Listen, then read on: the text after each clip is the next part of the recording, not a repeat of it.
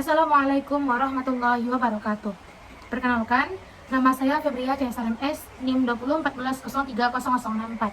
Saya berasal dari jurusan Manajemen Pendidikan Islam B, Fakultas Tarbiyah dan Keguruan, Universitas Islam Negeri Imam Bonjol Padang. Baiklah, pada kesempatan kali ini saya akan mempresentasikan materi yaitu tentang konsep dasar manajemen kurikulum dengan mata kuliah Tata Laksana Manajemen Pendidikan, dosen pengampu Ibu Eci Sri Wahyuni MPD. Baiklah, berbicara tentang konsep dasar manajemen kurikulum, tentunya kita terlebih dahulu harus mengetahui apa itu kurikulum. Nah, jadi di sini kita mengambil beberapa pendapat para ahli, yaitu yang pertama dari para ahli yaitu Nurdin.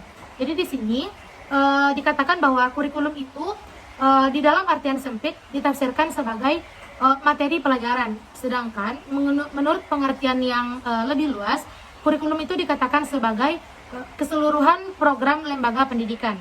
Yang kedua, kita mengambil pengertian kurikulum menurut Undang-Undang Nomor 20 Tahun 2003.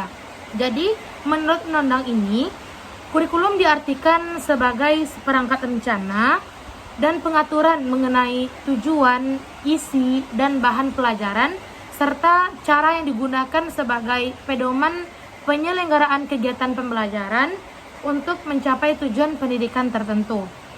Itu menurut Undang-Undang Nomor 20 Tahun 2003.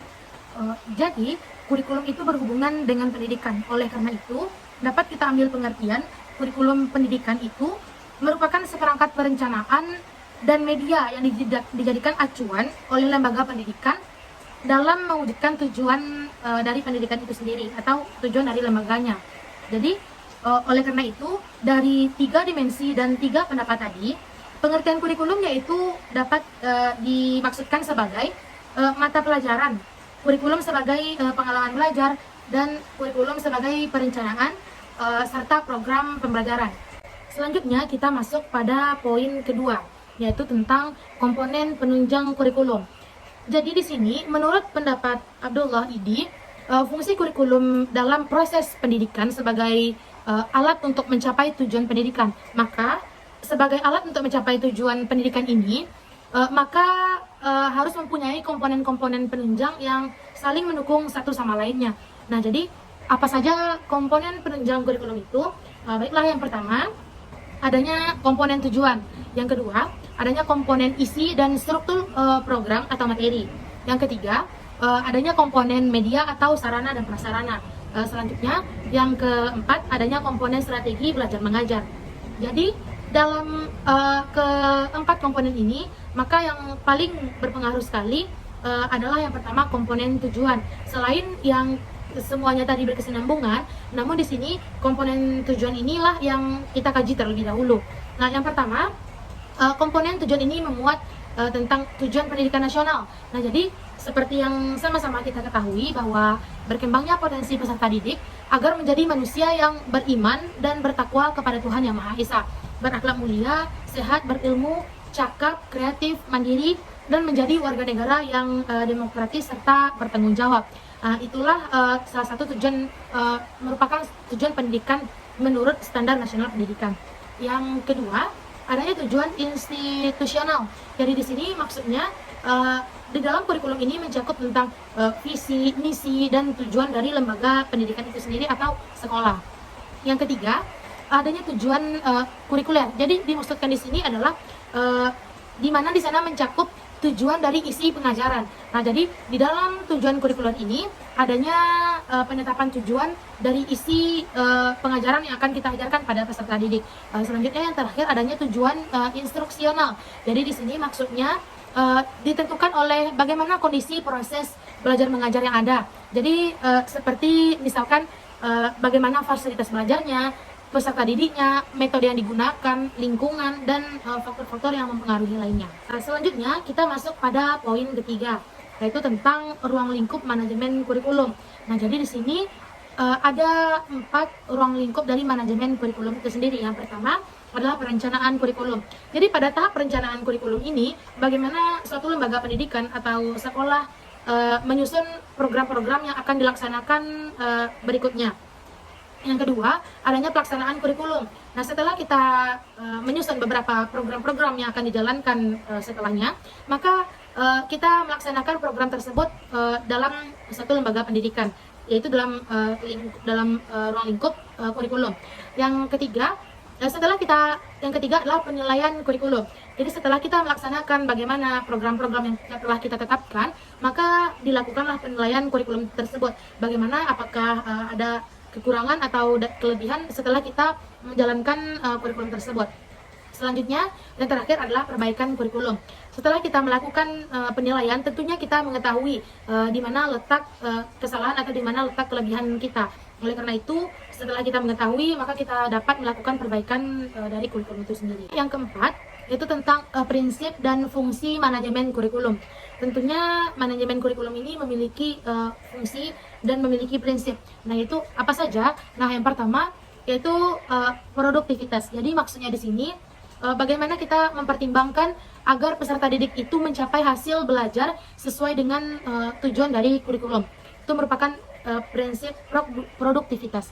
Yang kedua, demokratisasi. Jadi di sini maksudnya menempatkan pengelola, pelaksana, dan subjek didik untuk bertanggung jawab agar mencapai tujuan dari pendidikan.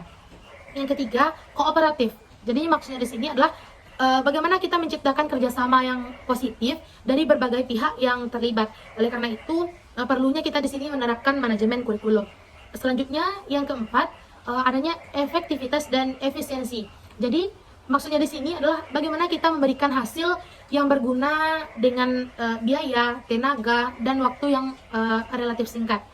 Selanjutnya, yang kelima, yaitu bagaimana kita mengarahkan visi dan misi serta tujuan yang telah ditetapkan dalam kurikulum, yaitu dengan memperkuat dan mengarahkan visi dan misi tersebut serta dengan mengarahkan tujuan dari kurikulum. Poin selanjutnya seperti yang telah dijelaskan dalam ruang lingkup manajemen kurikulum. Jadi di sini kita harus mengetahui langkah-langkah pelaksanaan manajemen kurikulum itu sendiri. Nah, ini terdiri dari 4 poin. Nah, yang pertama yaitu perencanaan. Jadi di dalam tahap perencanaan kurikulum ini, lembaga sekolah yaitu guru melakukan persiapan yang komprehensif. Maksudnya di sini bagaimana mempersiapkan tujuan pembelajaran, materi, media, referensi pembelajaran, dan alat evaluasi. Jadi itu merupakan satu langkah atau cara di dalam proses perencanaan. Selanjutnya, di dalam proses perencanaan ini kita dapat menjabarkan bagaimana silabus, kita menyusun kalender akademik, kita menyusun prota, selanjutnya kita juga menyusun promes, yaitu program semester. Selanjutnya kita merencanakan pelaksanaan pembelajaran atau yang disebut dengan RPP. Jadi itu merupakan langkah-langkah yang kita laksanakan dalam proses perencanaan. Yang kedua, pada tahap pengorganisasian. Jadi di sini apa saja langkah-langkah yang kita lakukan dalam tahap pengorganisasian? Nah, yang pertama, dengan adanya kalender akademik, kita menyusun kalender akademik tersebut bersama-sama, yang mana dilakukan oleh kepala sekolah, para guru, dan staf-staf lainnya. Nah, yang kedua, kita di sini menyusun jadwal pembelajaran yang disusun berdasarkan musyawarah yang diikuti oleh para guru, yaitu dengan mengikuti KKG atau MGMP. Selanjutnya yang ketiga, kita di sini itu menyusun bagaimana pengaturan dari tugas-tugas yang akan diberikan dan kewajiban-kewajiban yang akan dijalankan oleh seorang guru yang disesuaikan dengan bidang keahlian dan minat. Yang keempat, yang terakhir yaitu tentang program kegiatan sekolah yang disusun berdasarkan visi, misi, dan tujuan sekolah. Oleh karena itu, dalam tahap pengorganisasian ini kita menyusun dan mengkonsepkan keempat hal ini agar nantinya kita dapat laksanakan. Lanjut yang ketiga tentang pelaksanaan. Jadi setelah kita melaksanakan perencanaan, pengorganisasian, program-program yang telah kita rencanakan tersebut, yang telah kita organisasikan tersebut, maka kita laksanakan. Jadi di sini terdapat beberapa langkah-langkah. Nah, diantaranya yaitu proses belajar mengajar akan berjalan efektif apabila guru dan kepala sekolah memiliki tanggung jawab yang tinggi. Karena yang akan berpartisipasi dalam kurikulum itu sendiri adalah guru kelas dan peserta didik yang akan diajarkan. Yang kedua, langkah selanjutnya, hasil supervisi kepala sekolah menjadi fakta dan data dalam peningkatan kinerja guru. Nah, oleh karena itu, supervisi yang dilakukan oleh kepala sekolah ini sangat penting dan berpengaruh terhadap hasil belajar siswa. Selanjutnya, yang keempat, yang terakhir adalah tahap evaluasi dan pengendalian. Jadi, evaluasi di sini dikatakan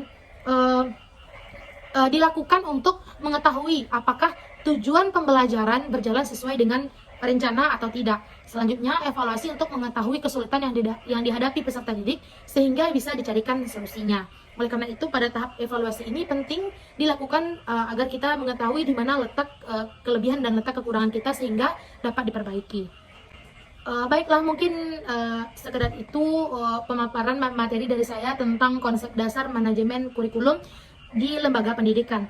Mohon maaf jika ada kesalahan dalam penyampaian kata dan terima kasih atas segala perhatiannya. Saya Febria Cesar MS, NIM 6014 03004, pamit undur diri. Wallahu muwaffiq ila aqwamit thoriq. Assalamualaikum warahmatullahi wabarakatuh.